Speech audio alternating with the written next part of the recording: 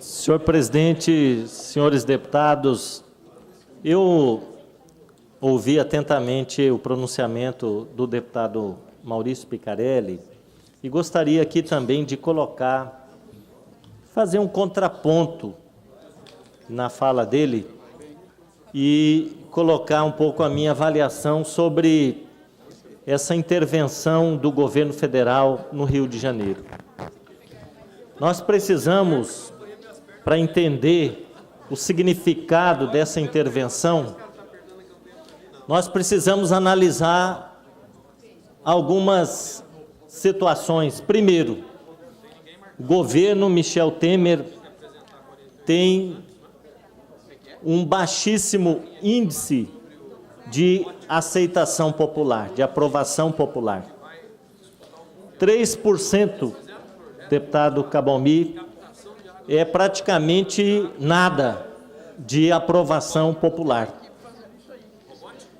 O governo vinha negociando junto ao Congresso Nacional a aprovação da reforma da Previdência. E é uma reforma que nós sabemos que vai atingir principalmente os trabalhadores, aqueles que ganham os menores salários, que teriam que esperar mais tempo, aumentando aí a idade para aposentadoria, aumentando o tempo de contribuição para ter uma aposentadoria com vencimentos integrais, uma reforma que, na verdade, o governo tentando aí angariar apoio na mídia, dizia que era para combater privilégios, mas já negociando com alguns setores, algumas categorias, para elas ficarem fora da reforma, portanto, uma reforma que iria penalizar principalmente os trabalhadores.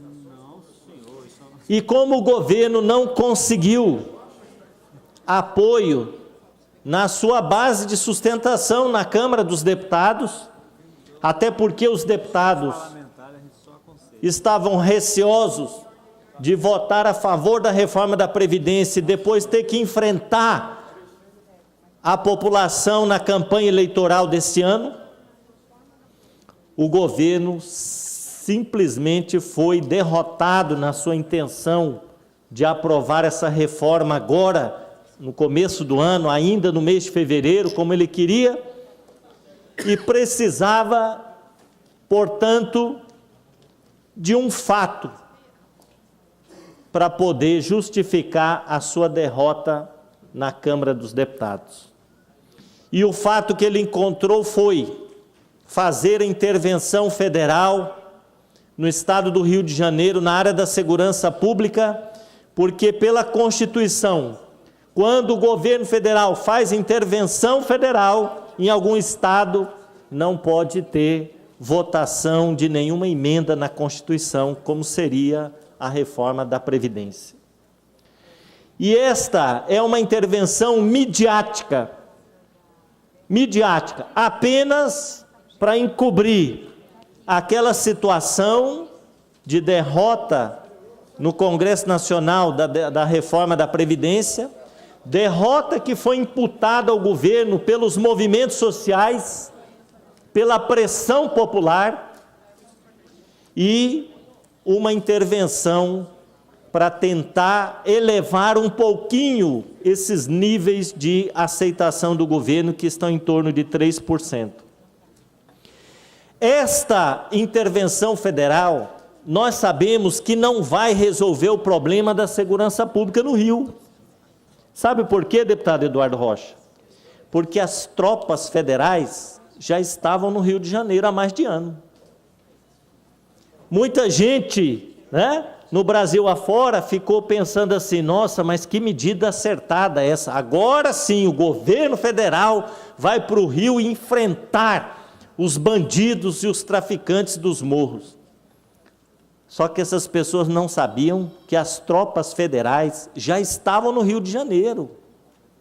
O governo assinou um decreto há mais de ano chamado GTO, GPO, um negócio assim mais ou menos. Hã? GLO.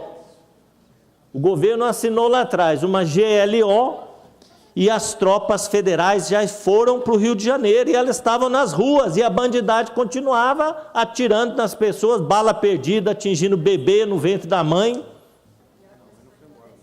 E como a mídia passa essa situação no Rio, ela não ajuda a população a entender o porquê da violência no Rio de Janeiro. Nós precisamos fazer um resgate histórico. Como é que foi feita a ocupação geográfica pela população do Rio de Janeiro? As populações mais pobres, principalmente os negros, foram sendo jogados para as periferias, para os morros. Essa população foi fazendo habitações irregulares nesses morros, ocupando aquelas áreas de forma irregular, e ali não existe a presença do Estado. O Estado é ausente, ele é omisso nos morros, não atende às necessidades da população mais pobre, não coloca centros de saúde, assistência médica, posto policial. Agora recentemente fizeram as UPPs, mas os morros no Rio de Janeiro sempre foram abandonados pelo poder público. E quem é que dá assistência ao povo nos morros do Rio de Janeiro? Quem dá assistência? Os chefes do tráfico. Tanto é que a população lá protege os chefes do tráfico. Protege. Quando a polícia está chegando, há uma rede de comunicação ali nos barracos, as pessoas lá debaixo do morro já vão avisando as outras, e a notícia chega lá em cima, dizendo a polícia está chegando, e o próprio povo defende os traficantes. Por quê? Porque são eles que colocam creches, dão assistência, fornecem o botijão de gás, e até as milícias que dão segurança para a população. Então, o Estado abandonou a população pobre, os negros, os miseráveis, nos morros do Rio de Janeiro. E ali, quem tomou conta foi o Estado paralelo, foi o crime organizado. E agora, o governo federal faz essa ação midiática, intervenção federal, e as pessoas achando que agora vai dar certo. Agora vai implantar, vai reinar a paz no Rio de Janeiro. Enquanto o Estado for ausente, omisso na segurança pública, na saúde, na educação, na assistência social, para atender essa população mais pobre, não haverá paz no Rio de Janeiro e em nenhum outro lugar. Então é preciso a gente fazer uma discussão levando em consideração essas variáveis, porque senão a gente cai no conto do vigário de que esse governo agora vai resolver o problema da segurança. É claro que algumas medidas vão ser tomadas e elas precisam ser tomadas, já passou da hora de, por exemplo, impedir o tráfico de armas que entra aqui, pelo Mato Grosso do Sul, pela fronteira com o Paraguai, pela Bolívia, e que vão alimentar os traficantes e os bandidos nos morros do Rio de Janeiro. Essas medidas têm que ser tomadas. Agora, é claro que essas medidas, só por elas, não vão resolver a situação da segurança pública no Rio de Janeiro. Uma coisa é certa, deputado Amarildo: o governo federal sofreu uma grande derrota na reforma da Previdência, que foi imputada pelos movimentos sociais, pelos trabalhadores, pelas centrais sindicais, que se organizaram, que pressionaram democraticamente os parlamentares no Congresso Nacional, dizendo quem votar não vai ser votado, quem aprovar a reforma da Previdência não vai ter o nosso apoio depois na eleição, e essa pressão legítima da população enterrou, pelo menos por enquanto, essa reforma. É claro que nós temos que ficar acordados, porque logo após as eleições poderá haver, né, uma ação do governo no sentido de retomar essa reforma. Não sei se daria tempo no final do ano. Mas ficou claro que o governo utilizou-se dessa prerrogativa que ele tem, fazendo intervenção federal para justificar. Com intervenção não dá para fazer reforma na Constituição. Deputado Amarildo.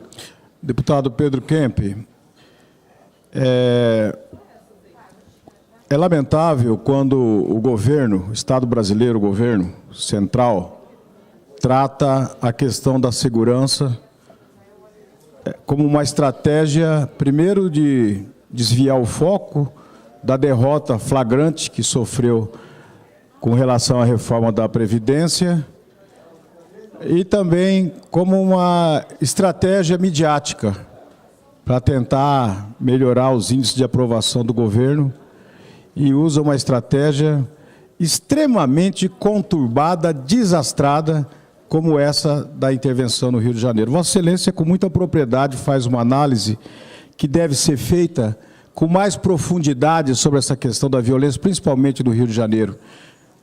Não é simples, tem um componente social e econômico muito forte nessa história que todos viram as costas. E pelo exemplo que Vossa Excelência deu, no Rio de Janeiro, o rico e o pobre estão lado a lado, e um está em cima do outro. O negro favelado, do alto do morro, ele olha a Zona Sul, e obviamente que ele tem desejo, como qualquer ser humano, de viver com dignidade, de ter acesso a uma série de coisas que alguns têm e os outros não têm. A discriminação extremamente acentuada. Em vez de tratar essa questão com integração, distribuição de renda, acesso à educação, à saúde, à segurança, ou seja, aquilo que Vossa Excelência falou, fazer o Estado funcionar, o Estado não chega. Lógico que esse espaço vai ser ocupado por alguém. O que me deixa mais triste nessa situação é saber que, a partir da possibilidade, inclusive, numa intervenção, de que o Exército, os interventores possam, se for o caso, para se defender, entre aspas, até matar, isso através de lei aprovada em 2017, no final do ano, quem que Vossa Excelência acha que morre nessa guerra? É preto, é pobre e é puta. Infelizmente, nós sabemos disso. E é o que morre quase todos os dias. Quem que são as pessoas que morrem no crime no Rio de Janeiro? São esses, a grande maioria. Nessa guerra que existe de uma forma constante. E lá aparece mais por conta da situação geográfica da cidade que mostra isso. A geografia fez com que todo mundo estivesse junto ali. Então isso fica de uma forma muito mais visível. É muito triste tratar dessa maneira. E até porque tem um outro dado, deputado Pedro Kemp, que é com relação ao tráfico e como que a droga chega no Rio de Janeiro. São muitos poucos traficantes do Rio de Janeiro que tem um braço aqui no Paraguai ou na Bolívia, ou que vem buscar ou manda alguém buscar. Tem um monte de traficantes nesse país que fazem a droga chegar lá no Rio de Janeiro para ser comercializada. O traficante do morro, ele é um terceirizado, ele é um distribuidor. Mas quem que faz essa droga chegar lá? Tem muita gente em muito lugar, importante inclusive, que faz essa droga chegar lá. Nessa o governo não intervém. Nesse segmento, nessas pessoas, a polícia não bate a porta. E todo mundo sabe quem que é. Tem gente com helicóptero, com 450 quilos de cocaína sendo carregado para levar para onde? Para levar para o Rio de Janeiro, para ser distribuído? E aí? Aí não sei de quem que era o helicóptero, estava no nome do cara, na fazenda do cara, mas não é do cara, não é do outro, não é do senador, não é do outro senador, não é de não sei quem, não é de não sei quem. Essa é a hipocrisia que nós vivemos, infelizmente. E aí fazer essa mídia toda para dizer que vai resolver um problema que infelizmente não vai resolver.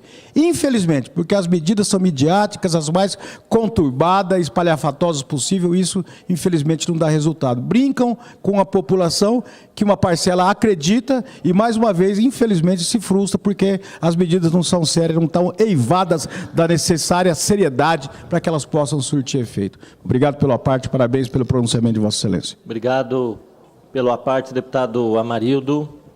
Quero, inclusive, aqui colocar mais um dado, antes de ouvir o deputado Barbosinha, com muita satisfação. Essa intervenção, como eu estava dizendo, ela teve um outro objetivo. E a prova disso é que ela foi feita sem nenhum planejamento, sem estabelecer, inclusive, quais são as metas, os seus objetivos. O general lá assumiu e ficou 3, 4 dias sem dar declarações. Por quê? Porque ele não tinha o que falar, não tinha sido feito um planejamento prévio. O governo federal não disse quais são as metas a serem atingidas com essa intervenção. Então, e depois dizia assim, não, se a reforma da Previdência for a votação e se tiver votos para passar, a gente suspende a intervenção, como se fosse assim, né? Publica um decreto hoje, amanhã revoga. Essa intervenção, ela não pode ser revogada sem atingir as metas para as quais ela foi feita. Então, isso demonstrou que o governo federal estava com outras intenções, com outros objetivos, e não aquele de fato de melhorar a segurança pública no Rio de Janeiro. Deputado Barbosinha. Deputado Pedro Kemp, eu saúdo o regresso de Vossa Excelência a essa casa, aprimorando o debate, como Vossa Excelência faz nessa manhã, enfocando o tema relacionado ao Rio de Janeiro. Durante 20 meses, eu estive no comando da pasta da Secretaria de Justiça e Segurança Pública, inclusive sendo vice-presidente da Associação Nacional que reúne todos os secretários de Justiça e Segurança Pública. E o quadro vivido no Rio de Janeiro, considerado as devidas proporções, não é muito diferente do que nós estamos vivendo em outros estados da federação.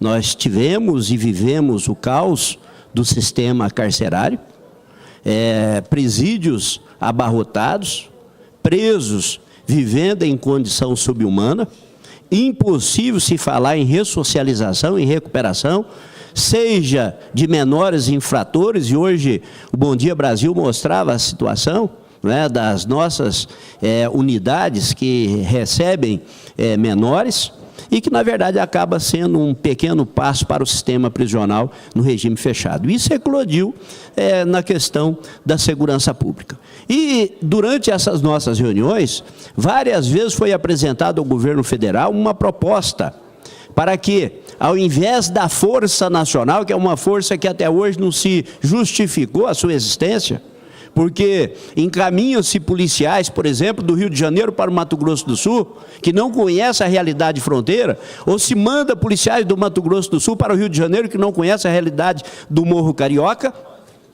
Sugerimos ao governo federal que fosse destinados aos estados recursos para que nós pudéssemos fazer aquilo que o Ministério da Segurança Pública agora está sugerindo, que é comprar o tempo de folga do policial, para que em medida de urgência e emergência nós pudéssemos duplicar os policiais do nosso estado, dizendo que nós teríamos condições de fazer uma proteção muito melhor das nossas fronteiras e do tema de segurança pública, se nós tivéssemos o apoio do governo federal para poder pagar o tempo de folga do policial naquele sistema de 24 por 72, nós poderíamos fazer 24 por 48 e nós teríamos a possibilidade de dobrar esses policiais. Eu tenho também severas dúvidas a respeito do que motivou a intervenção do Estado do Rio de Janeiro. E tem uma grande preocupação, que é a desmoralização das Forças Armadas. porque as Forças Armadas não têm um papel definido. Nós nem podemos utilizar a lei de guerra, porque na lei de guerra você tem o abate. Se tem um policial armado, eu já estou finalizando, se tem um policial armado, ele pode efetuar o disparo, só que de outra parte também, aquele que mata também em estado de guerra não vai ser processado. Ele pode ser preso, mas não tem processo. Mas também não tem definido o poder de polícia das Forças Armadas. Então, é evidente que no estado do Rio de Janeiro nós vivemos um estado muito semelhante à guerra. Mas se não definir o papel real das Forças Armadas e não tivermos, inclusive, investimento nos outros estados da federação, nós corremos um sério risco realmente de ter essa medida como inócua no estado do Rio de Janeiro. Eu agradeço a parte concedida por Vossa Excelência. Eu que agradeço a contribuição de Vossa Excelência, incorporo ao meu pronunciamento. Vossa Excelência coloca com muita propriedade, inclusive em função da experiência que teve à frente da Secretaria de Segurança Pública do Estado. De fato, nós estamos, assim, vivendo um momento extremamente difícil, um ano, inclusive, de eleições, em que o quadro se apresenta bastante nebuloso e há, inclusive, algumas dúvidas em relação a essa intervenção do Rio de Janeiro, no que se refere às eleições desse ano. Se também não existem intenções no sentido de interferir no quadro eleitoral. Então, é muito importante nós aprofundarmos esse debate, até porque a população precisa ter outros elementos para avaliar essa conjuntura, não só aquilo que é passado pela mídia, porque da forma como a mídia apresenta essa situação no Rio de Janeiro, não contribui efetivamente para que a população possa entender as causas da violência e entender o que de fato precisa ser feito para diminuir esta situação tão grave enfrentada pela população. Eu quero aqui ainda fazer uma referência à campanha da fraternidade que a CNBB lançou neste ano.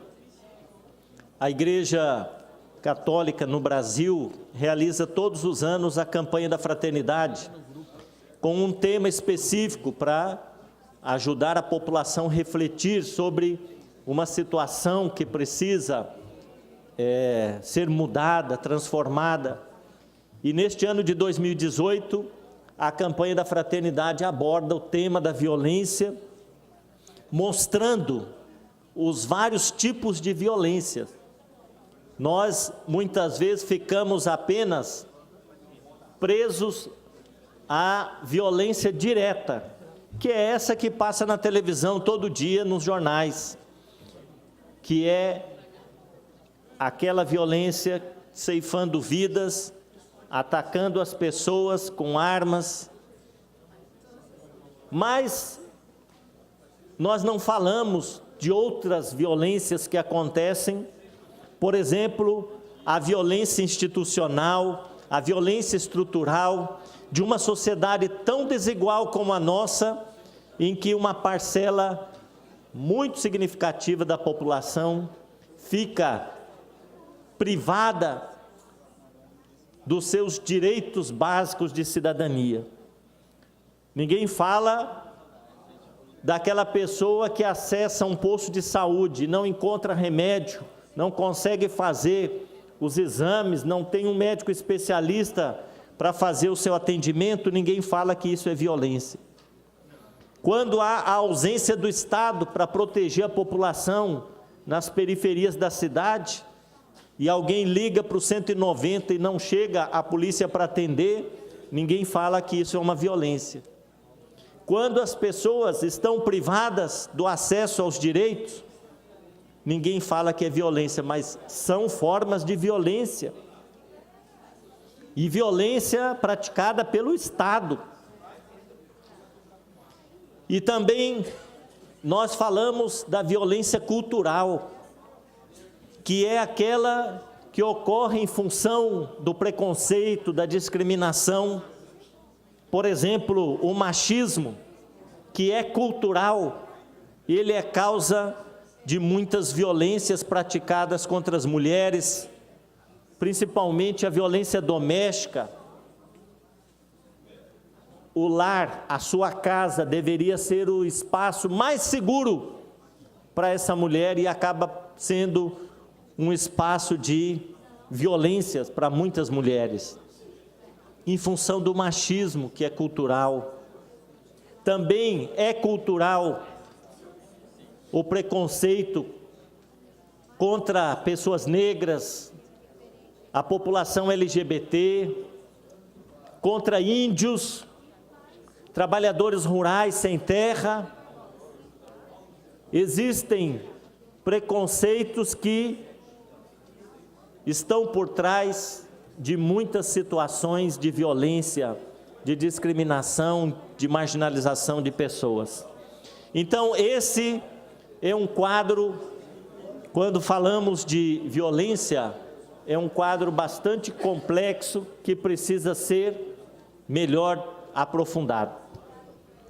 E eu queria, para concluir, dizer que, como a violência é um fenômeno complexo e que tem muitas variáveis, muitas múltiplas causas, é preciso que a sociedade se organize, não se deixe levar por discursos e ações fáceis que passam a ideia de que vão resolver o problema.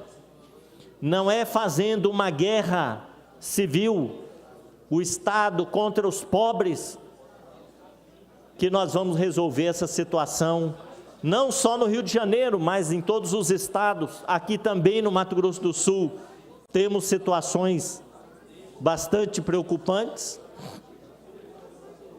Não é um discurso fácil de alguns candidatos à presidência da República, como o do Bolsonaro, por exemplo, que já atraiu uma parcela da população com o discurso de que bandido bom é bandido morto. Nós temos que armar as pessoas, nós temos que ir para cima, nós temos que bater no sem terra. Nem 1 centímetro a mais de terra para os índios. Esse é um discurso fácil. E é um discurso de uma pessoa que se utiliza... Senhor presidente, sobre você disporá de 3 minutos para a conclusão do seu pronunciamento. Vou concluir, senhor presidente. E esse é um discurso que se utiliza desse ambiente de pavor, de medo, que toma conta da sociedade. E esse é um discurso também que se utiliza da decepção das pessoas com relação à política e aos políticos em função da corrupção.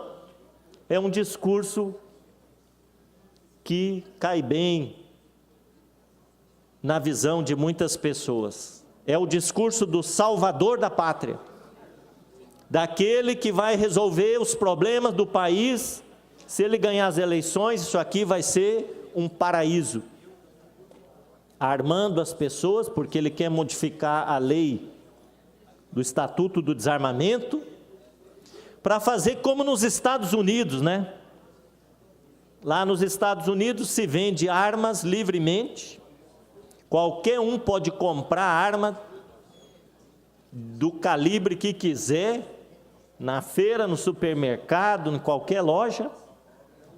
Aliás, o poder das indústrias de armas, né, das empresas que comercializam armas é muito forte, elege presidente da República. Tem um poder muito grande. Por isso que lá, esse debate de desarmamento não vai para frente. O presidente Donald Trump, ele fala para resolver o problema da violência dentro das escolas, ele fala em treinar professores e armar os professores. Vou fazer um bang-bang, né, dentro da sala de aula, professor e aluno se atirando ali. Então, não são esses os caminhos que nós devemos percorrer aqui no Brasil. Não é armando a população, intensificando o combate nas ruas e nem fazendo esse discurso fácil. Nós precisamos de um país mais justo, que distribua renda, que dê oportunidade aos pobres. Um país que olhe para a população que hoje está desempregada. Essa presidência comunica a Vossa Excelência que o tempo está esgotado. Vou concluir. Que invista em políticas públicas para, de fato, ter um Estado mais presente atendendo às necessidades da população. Então, senhor presidente, eu concluo agradecendo aos nobres pares pela oportunidade e dizendo que este assunto merece outras discussões para a gente aprofundar o debate. Muito obrigado.